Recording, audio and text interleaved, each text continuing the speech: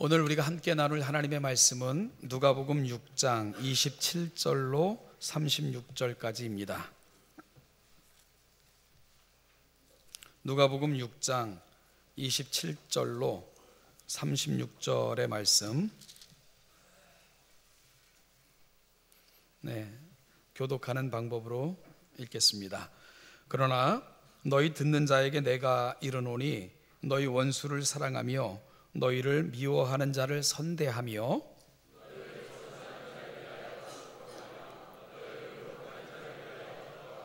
너의 입뺨을 치는 자에게 젖뺨도 돌려대며 내 겉옷을 빼앗는 자에게 속옷도 거절하지 말라.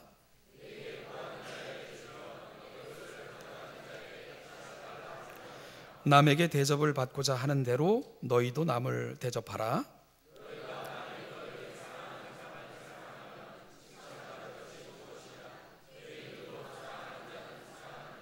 너희가 만일 선대하는 자만을 선대하면 칭찬받을 것이 무엇이냐? 죄인들도 이렇게 하느니라.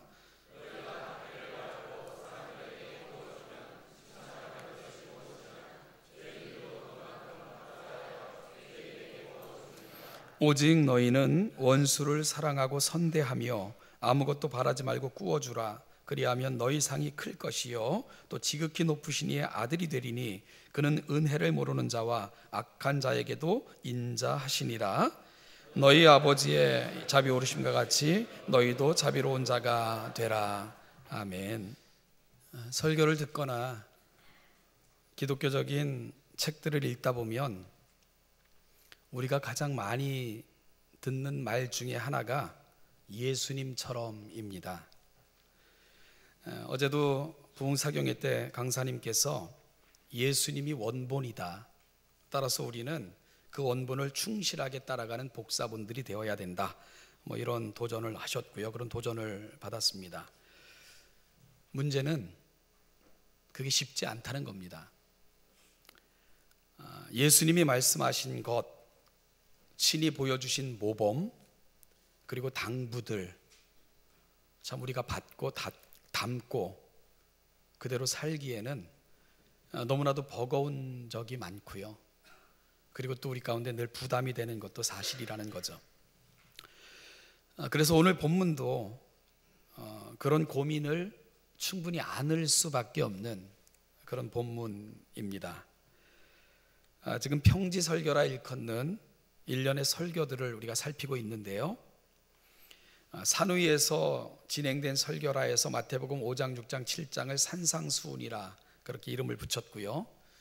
누가복음 6장에 나타나는 설교는 산에서 내려오셔서 하신 설교라에서 평지설교라 이렇게 이름을 붙여서 누가복음 6장의 설교를 평지설교라 이렇게 부른다는 것을 말씀드렸죠.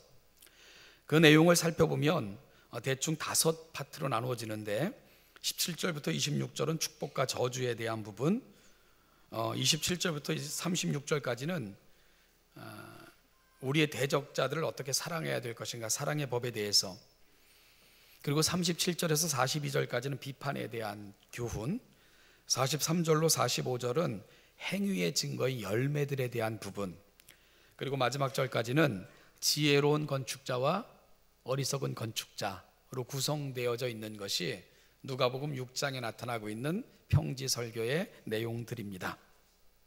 지난주에는 누가 복 있는 자인가, 그리고 어떤 자가 화를 당할 자인가에 대해서 살펴봤습니다.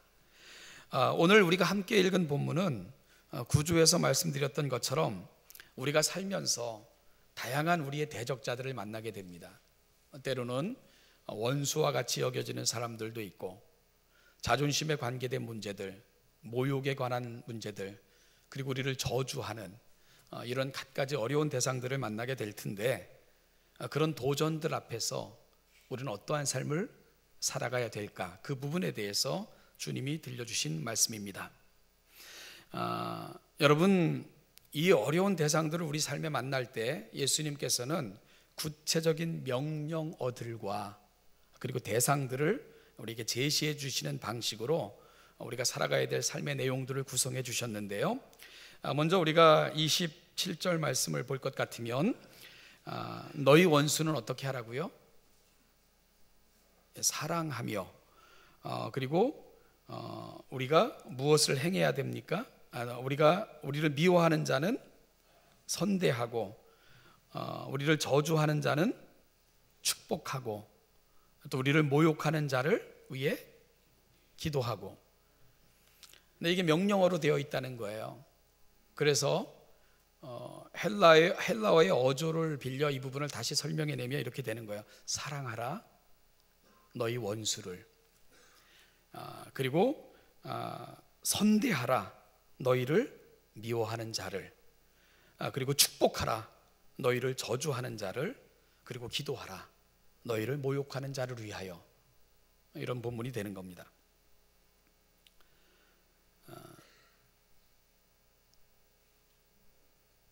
미워하는 자를 미워하는 게 아니고, 또 우리를 끊임없이 어렵게 하는 자들을 못 들은 척, 못 본 척, 그저 지나치는 정도가 아니라 원수를 사랑하며 너희를 미워하는 자를 선대하며 저주하는 자를 위하여 축복하며 모욕하는 자를 위하여 기도하라, 그렇게 말씀을 하셨습니다.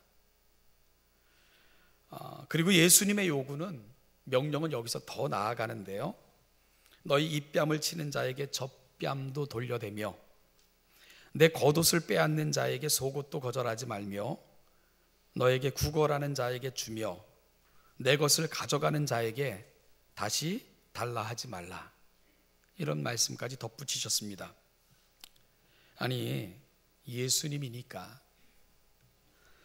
십자가에 못 박히면서까지도 죄인들을 용서하시고 기도하실 수 있었던 예수님께나 가능한 거지, 어찌 이런 명령을 저와 여러분들에게 주고 계신단 말일까? 나 같은 사람이 이런 일을 감당할 수나 있을까? 이런 고민이 돼요. 여러분, 우리가 어떤 사람들입니까? 하루에도 수십 번씩 미움과 연민이, 분노와 그것도 그걸 애써 억누르는 진정, 이런 것들이 끊임없이 교차하는 이 연약한 성정을 갖고 살아갈 수밖에 없는 나, 온갖 상처를 그저 꼭꼭 감싸 안은 채, 싸맨 채 들키지 않으려고 살아가는 우리 연약한 자들인데 어찌 이런 삶을 요청하신단 말일까? 당혹스러울 수밖에 없습니다.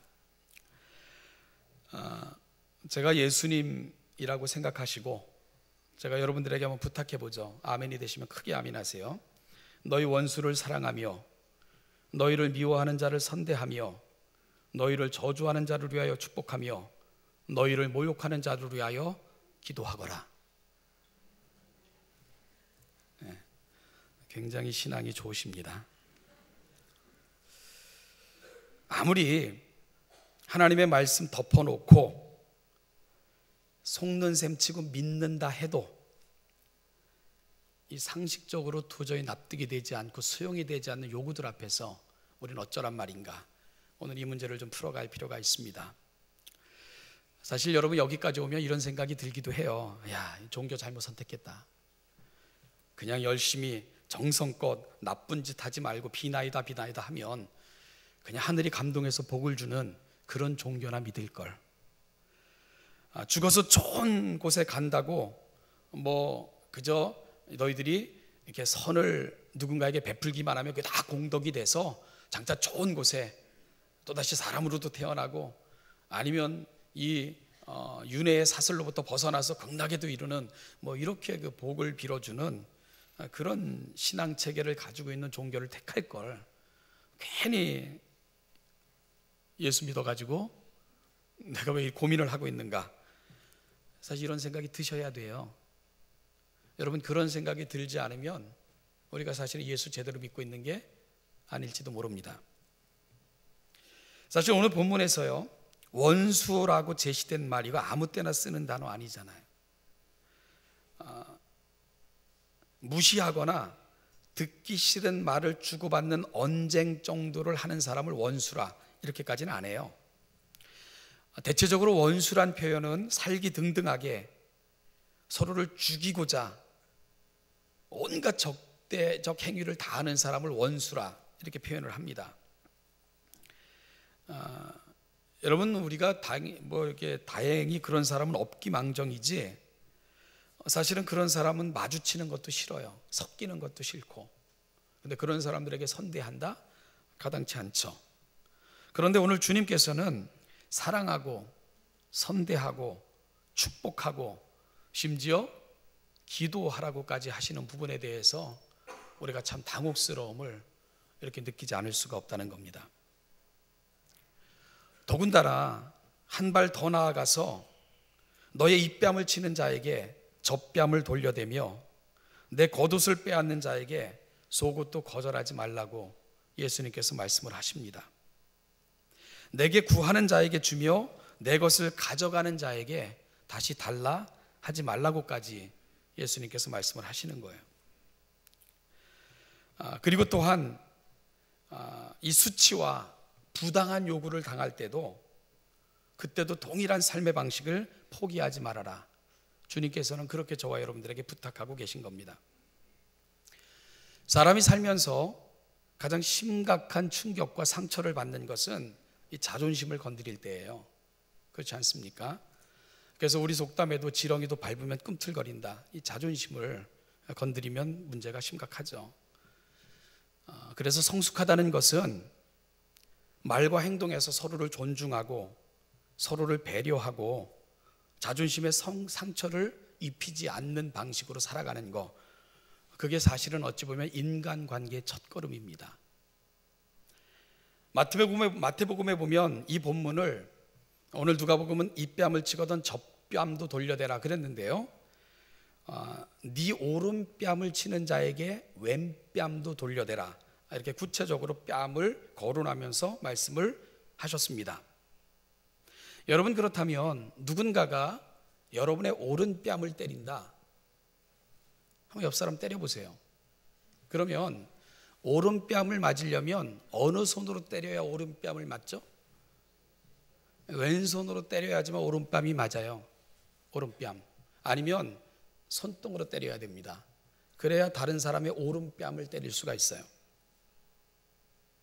이스라엘을 포함한 중동 지역에서는 양손의 사용 용도가 매우 특별합니다. 매우 분명하게 구별이 되어 있어요. 과거 인도를 한번 방문한 적이 있었는데요, 아침에 그 선교사님과 함께 해변가를 이렇게 산책을 했어요. 이렇게 수풀이 우거져 있는, 덤불 같은 게 우거져 있는 그런 해변가였는데요, 거기 보니까 남자 두 분이 이렇게 어슬렁거리면서 그 수풀 속으로 들어가더라고요. 선교사님이 제게 물었어요. 저 사람들 왜 저기 들어가는 줄 아세요? 아침인데. 그때 산책하는 거 아니에요? 그랬더니 웃으면서 용변 보러 가는 겁니다 그러더라고요. 근데 아무것도 안 들고 그냥 가요. 그래서 두 사람이 거기서는 사람이 적당하게 안 보이는 곳에 가서 서로 마주 앉아서 용변 보면서 얘기하고 그리고 나온대요. 그러면 뒤처리는 뭐 옆에 있는 풀이나 이런 걸 통해 가지고 그냥 씻는 거예요, 엉덩이를. 그러면서 선교사님이 그래서 이곳에서는 수풀이나 이런 데를 지나다닐 때 조심하셔야 됩니다. 폭탄이 굉장히 많아요. 그 폭탄은 인간 폭탄, 인간들이 만들어 놓은 폭탄이겠죠. 그런데 그들은요, 그러다 보니까 왼손은 주로 용변을 보고 뒤처리할 때 사용을 해요. 아니면 오물을 만지거나 그럴 때 왜 오른손을 결코 사용하지 않습니다. 그럼 오른손을 언제 쓰느냐? 먹는 거. 그들은 맨손으로 음식을 먹잖아요. 그런데 이걸로 닦고 이걸로 먹는다는 건 안 되는 거죠. 그래서 오른손은 주로 먹는 거, 그 사람과 악수하거나 이런 존귀한 일에 오른손을 쓰고, 왼손은 그게 천하다는 게 아니고 조금 오른손이 하기 싫어하는 것들 쪽의 것들을 왼손이 하는 그런 전통을 가지고 있는 거예요. 그런데 여러분, 오른뺨을 맞았다는 건 바로 그 손으로 맞거나 내가 수치를 당하는 거예요. 아니면 여러분, 누군가를 뺨을 때리는 건 그렇다 칩시다. 분하니까 그렇다 치는데 손등으로 때리는 거, 이건 무시하는 행위입니다. 상대방의 자존심을 완전히 뭉개놓는 행위, 그게 손등으로 치는 거예요. 아니면 너는 쓰레기만도 못해 할 때 왼손으로 오른뺨을 때리는 거예요. 그런 얘기입니다. 여러분, 그럴 때도 주님은 어떻게 하라고 말씀하십니까? 다른 뺨도 돌려대라고 그렇게 말씀을 하시는 겁니다. 너무 하시는 거 아닙니까? 완전히 무능한 사람처럼 되고 바보처럼 되라고 예수님 말씀하시는 것 같은 그런 답답함을 안고 있는 거예요. 정말 힘든 요구이고 도저히 감당할 수 없는, 내심과 능력 가지고는 될 수 없는 그 요구를 어찌 보면 예수님은 저와 여러분들에게 하고 계신 것입니다. 그리고 문제는 그 요구 앞에 저와 여러분들이 서 있다는 거예요. 무시할 수 없는, 외면할 수 없는 바로 하나님의 거룩한 말씀, 우리에게 요청하시는 그 말씀 앞에 저와 여러분들이 서 있다는 사실입니다. 그래서 이 말씀을 우리는 못 들은 척, 못 읽은 척 지나칠 수 없다는 거죠. 그럼 이 예수님의 질문에 대해 우리의 대답은 뭘까? 아멘일까? 예수님, 전 도저히 못해요. 그거 어떻게 나한테 하라고? 예수님이니까 하셨지 전 못해요 라고 대답할 것인가? 종교개혁 시대에요, 급진적이고 과격한 개혁으로 가톨릭 쪽에서도 개신교 쪽에서도 이렇게 양쪽으로부터 박해를 받았던 그런 사람들이 있습니다. 이 사람들은 유아 세례를 인정하지 않았고, 유아 세례를 받았다 할지라도 그건 무효이기 때문에 성인이 돼서 세례를 다시 받아야 된다 이렇게 주장했기에 그 사람들을 제세례파라 이렇게 부르기도 했습니다. 이 제세례파의 후예들 가운데 지금도요 남아있는 일군의 사람들이 있는데, 아미시 들어보셨죠? 라는 사람들이 제세례파의 후예들입니다. 이 아미시라는 사람들은 지금도 문명을 거부한 채 일부 아미시 마을은 지금도 전기불을 거절해요. 왜냐하면 모든 악이 전기로부터 들어오기 때문이다. 그래서 전기를 거절한 채 지금도 호롱불 켜고 그리고 마차 끌고 이렇게 살아가는 사람들이 아미시들입니다. 지금도 그런 전통을 유지하는 아미시 마을이 있습니다. 여러분, 이들은 하나님의 말씀을 받을 때 액면 그대로 받았어요. 그리고 그 말씀을 액면 그대로 지키려고 최선을 다해서 노력하는 그런 전통을 가지고 있는 사람들이 아미시들입니다. 2006년 10월 2일 미국 펜실바니아 주의 니켈 마인스라는 작은 마을에서 충격적인 총격 사건이 벌어지게 됩니다. 마을 학교에서요, 찰스 로버츠, 아마 여러분들도 들어보셨을 거예요, 이 사건. 라는 정신이장자가 총기를 난사해서 학교에서요 소녀 5명이 죽었고 소녀 5명이 중상을 입는 그런 충격적 사건이 벌어지게 됩니다. 사건 직후 범인도 스스로의 목숨을 끊었습니다. 여러분, 미국에서는 이 총기 사건이 심심찮게 일어나기 때문에 뭐 웬만큼 죽어가지고는 이제 사회적 이슈도 안 되는 것 같아요. 참 세상을 이렇게 우리가 이런 살벌한 세상을 살아가는 것 같은데, 그런데 이 사건이 일어난 장소가 바로 아미시 마을이었어요. 비폭력 그리고 순수함을 지키며 살고자 했던 그 마을에서 이런 사건이 벌어지게 된 것도 충격이었고, 또 한 가지는 더 세상을 깜짝 놀라게 했던 것은 그 사건이 벌어졌던 그 마을 사람들이 보여줬던 그 사건을 대하는 태도였기 때문입니다. 사고 당일 아미시 마을 사람들은 모여서 대책회의를 해요. 그 대책회의 결과 그들이 내놓았던 대안이 뭐였냐면, 해결책이 뭐였냐면 용서였습니다. 우린 무조건 용서하자. 왜 그러냐? 예수님이 그걸 원하시기 때문이다. 예수님이 그걸 명하셨기 때문에 우리는 그대로 사는 것뿐이다. 그러면서 용서하겠다고 그들은 발표를 합니다. 그리고 그들은 스스로 목숨을 끊은 정신 이상자 그 범인의 장례식에도 마을 대표들이 참석을 했어요. 그리고는 그 유족들을 위로하기 시작을 하는 거예요. 얼마나 당혹스럽고 아프냐고. 그러면서 오히려 그 범인의 유족들을 위로했습니다.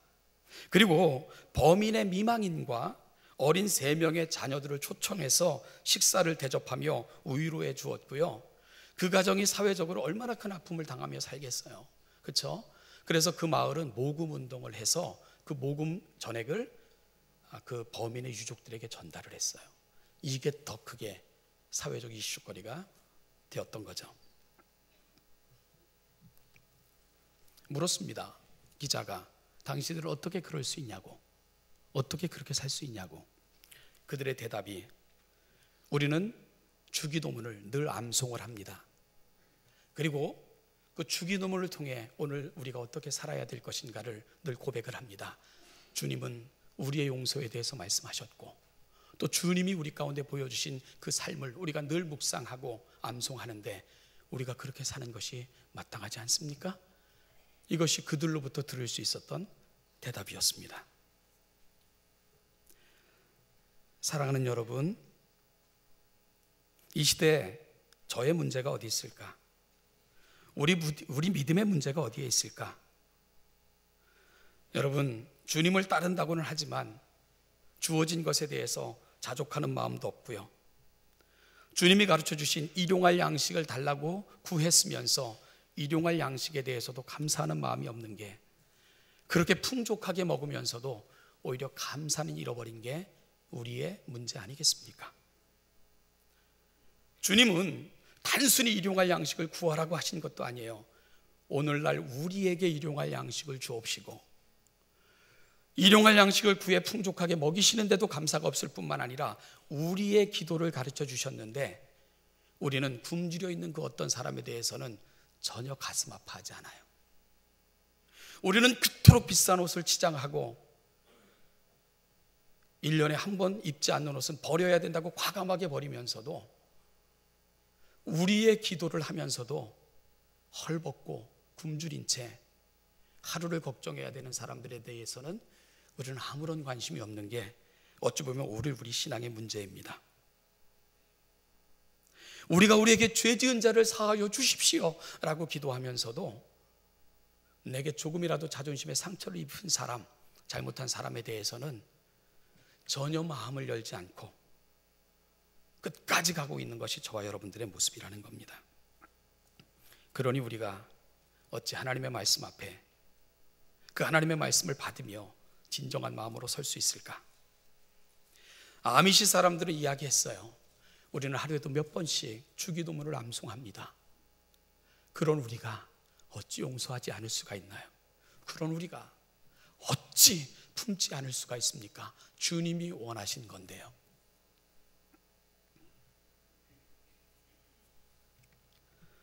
사랑하는 여러분, 어제부터 그저께까지 우리가 부흥회를 했는데 이틀 동안 참 많이 들은 말이 있어요. 형상, 모양, 제사장, 거룩, 이런 말들을 참 많이 들었습니다. 저도 평소에 하나님의 말씀을 가르치거나 그럴 때 형상이라는 말, 형상대로 지음을 받았다는 게 뭘까 많이 말씀드렸던 것 같은데, 저는 이 문제와 관련해서 이런 질문을 참 많이 했던 것 같습니다. 세상의 많은 종교들은 형상 만들길 좋아해요. 동양 최대의 형상을 만들었다고 어떤 종교는 자랑을 합니다. 수없이 많은 형상들을 만들어 놓는 게 신앙심의 표현이기도 합니다. 특히 동양 문화권에서는 괜찮다 싶은 가정을 가보면 개인 사당들이 다 있고요, 그 사당마다 섬기는 형상들로 가득 차 있습니다. 신들을 위해 얼마나 거대한 집을 지어주고 얼마나 많은 형상, 큰 우람한 잘된 형상을 만들어주는가가 신앙심의 표현이기도 합니다.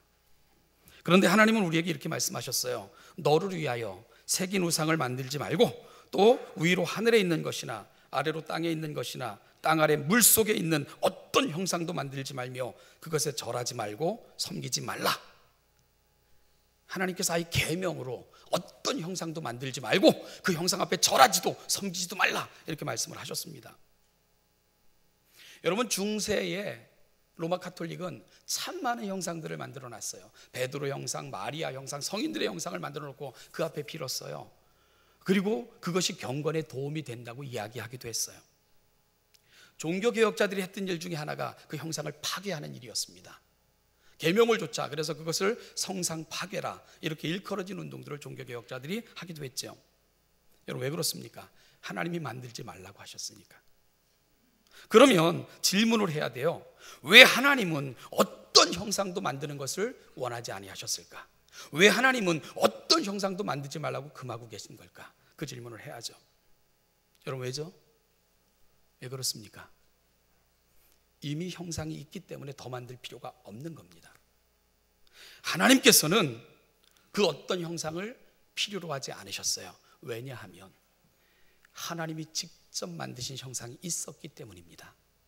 하나님은 사람의 손으로 만든 공교하게 조각한 말 못하는 형상을 통해 하나님을 드러내시고 싶은 거 아니고, 하나님을 드러내고 싶으셔서, 하나님을 보여주고 싶으셔서 하나님이 직접 빚으시고 직접 그 코에 생기를 불어넣어 나의 형상이라 말씀하신 하나님의 특별한 형상들이 이미 존재하고 있기 때문입니다. 여러분, 그 형상이 누굽니까? 저와 여러분들입니다. 하나님이 직접 만드신 형상, 하나님은 그 형상을 통해 하나님을 보여주고 싶으신 거예요. 그래서 하나님은 형상을 만들지 말라고 하신 겁니다.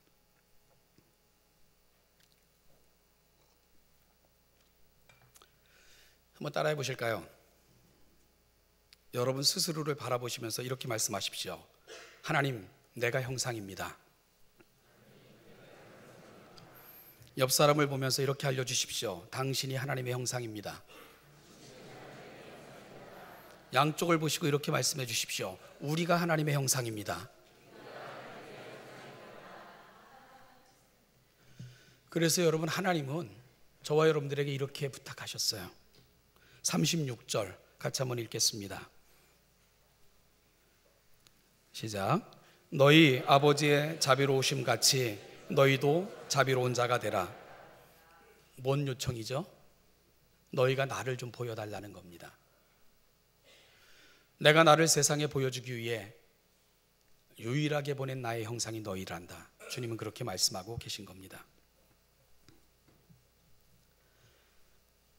십자가 위에서도 자신을 조롱하고 핍박하고 죽이는 사람들을 위해 변호까지 하시며 죽으셨던 예수님, 돌에 맞아 죽으면서도 그들에게 하나님의 형상을 아로새겨주기 위해 피 흘리면서도 기도했던 스데반, 온갖 핍박과 박해 가운데서도 왜 이렇게 사느냐고 묻는 사람들에게 너희도 나처럼 되기를 원합니다 라고 권면하며 기도하며 죽어갔던 사도 바울. 여러분, 그들은 무엇이 원수를 사랑하는 걸 안 겁니다. 무엇이 우리를 존재 있게 만들어준다는 것을 그들은 안 겁니다. 그건 갚아주는 것이 아니라 내 분이 풀릴 때까지 원한을 갚는 것이 아니라 사랑하는 거라는 걸 그들은 알았던 것입니다. 진정 위대함은 받은 대로 갚아주고 더 갚아주는 사람, 그 힘에 있는 것이 아니라 인내하며 기도하며 주님을 가슴에 새기고 십자가의 정신으로 참아내는 사람들, 거기에 진정한 힘이 있다는 것을 그들은 알았던 것입니다. 사랑하는 여러분, 더 좋은 길이 있습니다. 원수 갚는 것보다, 모욕하는 것보다, 미워하는 것보다, 갚아주는 것보다 다른 길이 있습니다. 그건 사랑하는 것입니다. 하나님의 선하심을 기대하며 그 기대가 이 땅에서는 이루어지지 않을 수도 있어요. 그날에 하나님이 채워주실 때야 비로소 내 눈에 눈물이 씻겨질 그런 순간을 경험할 수밖에 없는 성도들도 있을 것입니다. 이 땅에서는 전혀 보상되지 않은 모습으로 세상을 떠나시는 그런 분들도 있을 것입니다. 그래서 우리가 실망이 되고 예수 믿는 결과가 뭐야? 우리 마음속에 안타까움이 생길 때도 있습니다. 그러나 하나님의 마음을 붙드십시오. 칭찬하고 싶은 하나님의 마음, 그리고 갚아주고 싶으신 하나님의 마음, 우리를 통해 나를 보여달라고 부탁하고 싶으신 하나님의 마음, 그게 오늘 이 시대에 이 땅에 부름받아 살아가는 하나님의 형상된 우리의 고백의 자리가 아니겠습니까? 여러분들이 살아가는 삶의 자리마다, 가정, 학교, 직장, 그 어떤 삶의 현장마다 이 아름다운 고백들을 보여주시고 가슴에 담고 돌아와 서로에게 아름다운 간증거리가 되시는 우리 신원예담교회 모든 성도들 되시기를 주님의 이름으로 축복합니다. 기도하겠습니다. 하나님 아버지, 말씀 앞에 섭니다. 설 때마다 두렵고 떨림이 있고요. 무엇보다도 부끄러워 낯을 들 수 없는 것은 그 말씀이 내 삶에 어떤 내용도 되어 있지 못한 그 모습을 늘 발견하기에 부끄럽고 낯이 뜨거워서 견딜 수 없는 모습으로 또다시 하나님의 말씀을 전하며 그 앞에 섭니다. 사랑하는 하나님 아버지, 오늘 하나님이 나를 향하여 기대하심이 얼마나 감사한 것인지, 이러한 자도 놓지 아니하시고 부탁하시는 것이 얼마나 감격스러운 일인지, 이러한 나를 통해서 하나님을 보여주시겠다고 여전히 나를 붙들고 계심이 얼마나 감사한 사건인지 우리가 놓치지 않는 하나님의 거룩한 백성들이 되게 하여 주십시오. 하나님, 포기하거나 아버지 하나님 또한 뒤로 물러나지 않도록 우리를 굳세게 붙들어 주셔서 아버지 점차 하나님의 형상으로 그려져 가게 하시고 그 마음이 우리의 마음을 녹여내는, 그리고 그 하나님의 사랑이 우리의 삶의 내용을 만들어가는 그 위대함의 자리에 설 수 있는 아름다운 주님의 백성들 되게 하여 주시옵소서. 감사드리며 예수님의 이름으로 기도하옵나이다. 우리 위에 십자가에 못 박혀 죽으심으로 우리를 구속하였을 뿐만 아니라 부활하심으로 영원한 생명을 주시고 하나님 보좌 우편에서 지금도 우리를 격려하시고 응원하시며 기도하시는 우리 주 예수 그리스도의 은혜와 우리를 사랑하셨기에 독생자 예수 그리스도를 그 언약의 대가로 지불하시며 우리 가운데 보내주셔서 영원한 구원을 완성하신 우리 아버지 하나님의 은총과 오늘도 그 은혜가 우리의 은혜 되게 하시고자 우리가 살아가는 삶의 자리에서 하나님의 형상이 되기를 소망하시며 격려하시고 위로하시며 동행하시는 성령 하나님의 은혜가 하나님의 형상으로 지음받았음에 가는 곳 살아가는 삶의 자리에서 그 하나님을 보여주며 그 하나님을 영화롭게 하며 그 하나님의 칭찬이 되고 그 하나님이 세상에 펼쳐 보이실 아름다운 그의 나라가 되기를 소망하며 이 자리에 있는 우리 신원예담교회 모든 성도들 머리 위에 그 가정과 살아가는 모든 삶의 자리 위에 이 은혜와 은총이 지금부터 영원까지 그 영원까지 함께 하시기를 축원하옵나이다. 아멘.